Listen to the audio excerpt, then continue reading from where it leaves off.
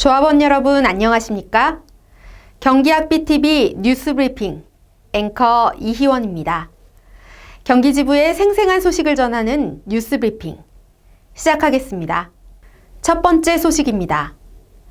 내년도 국회 예산안 처리가 기한을 넘기며 비정규직 명절수당 차별 철폐, 학교급식실 폐암대책 예산 반영을 요구하는 국회 농성이 절정으로 치닫고 있습니다. 국회 정문 앞 살을 파고드는 겨울 한파 속에 박미향 위원장은 12월 5일부로 단식을 시작했고 지부장들의 동조 단식도 이어지고 있습니다. 민주노총 조합원들과 전국에서 모인 100여 명의 학비노조 간부들은 매일 국회 앞에서 선전전과 촛불 집회를 진행한 뒤 얼어붙은 도로에 텐트와 비닐을 치고 노숙농성을 이어가고 있습니다.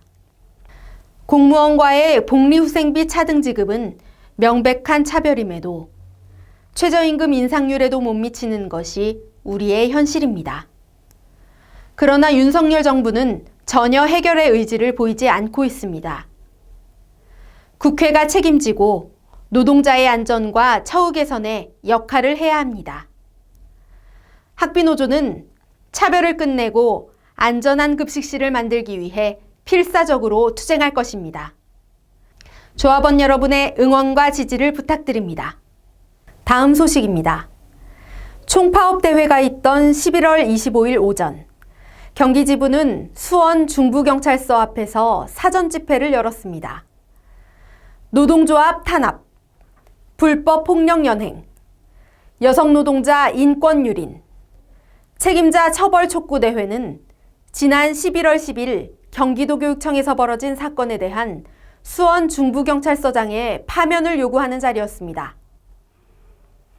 1천여 명의 조합원들은 기자회견을 마치고 교육감 면담을 요구하던 조선희 사무처장과 최진선 지부장에게 폭력을 휘두르고 수갑을 채워 끌고 간 것과 이를 지휘한 중부서장을 강하게 규탄하였습니다. 폭행을 당해서 아직까지도 도저히 이해가 안 되는 부분 중에 하나입니다. 민중의 지팡이라고 얘기하는 경찰이 이젠 폭력을 일삼는 두려운 존재가 되었습니다.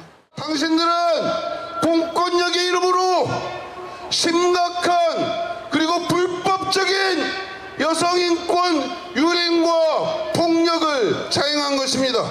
당신들이 한 모든 행동은 철저히 불법이었습니다. 이에 대해 누가 책임질 것입니까?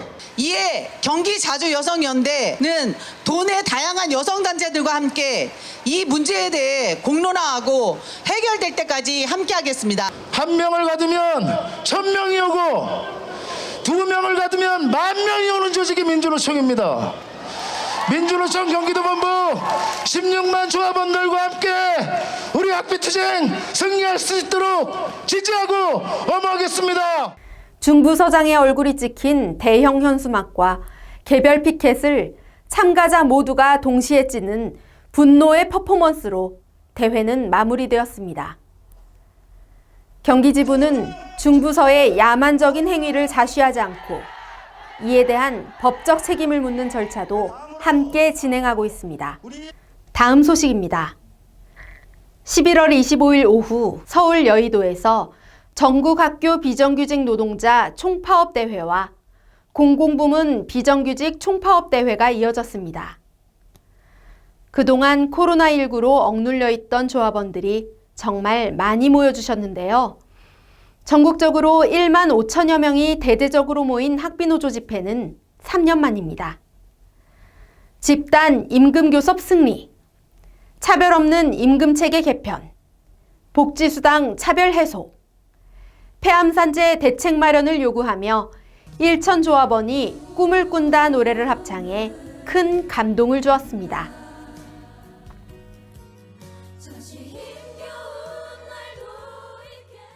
이어서 교육공무집본부, 민주일반연맹, 공공연대 등이 공공부문 비정규직 총파업대회로 뭉쳐 민생 파탄, 노조 탄압을 자행하는 윤석열 정부를 규탄하였고 집회가 끝나자 직종별로 요구안이 담긴 현수막을 들고 국회 앞까지 행진하며 집회가 마무리되었습니다. 최진선 경기지부장은 힘찬 총파업으로 투쟁을 밀고 나갈 큰 힘을 얻었다며 위력적인 총파업을 이루어낸 조합원들께 진심 어린 감사를 전했습니다.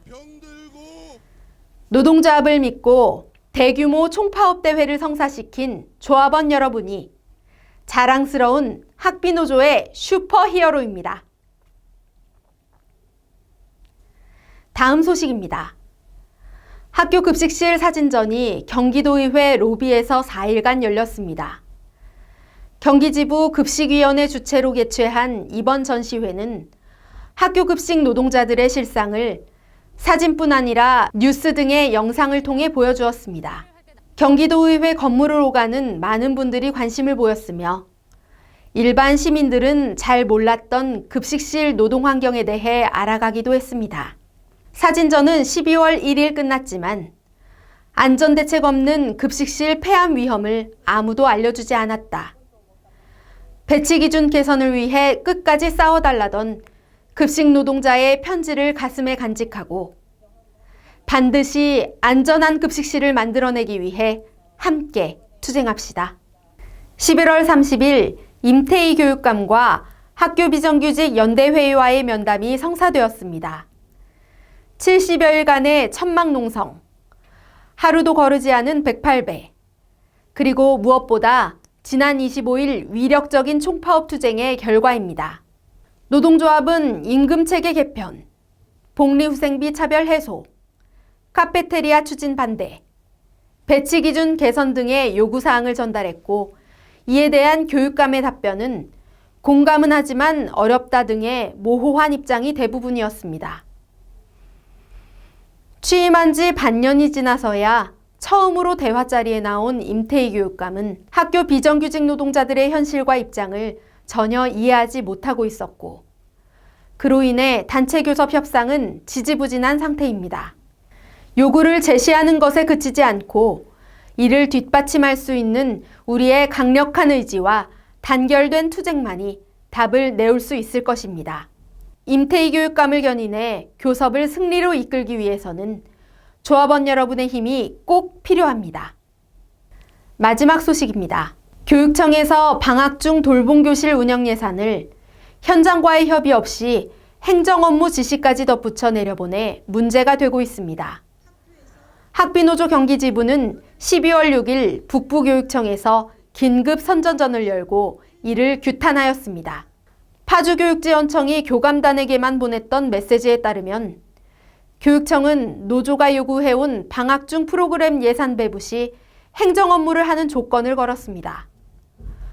초등보육 전담사분과는 보육에도 행정 업무에도 집중할 수 없는 일방적인 교육청의 지침에 분노하며 선전전과 도교육청, 파주교육지원청 면담을 통해 강력하게 항의하였습니다. 본격적인 한파가 시작되었습니다. 얼어붙은 정세 속 노동자와 서민을 극한으로 내모는 윤석열 정부에 맞서는 투쟁이 연일 뜨겁게 이어지고 있습니다. 진실과 정의를 바로 세우기 위한 움직임도 활발합니다. 추위에 지쳐 포기하지 않는 한 끝내 우리가 이깁니다. 뉴스브리핑 9호 마치겠습니다. 고맙습니다.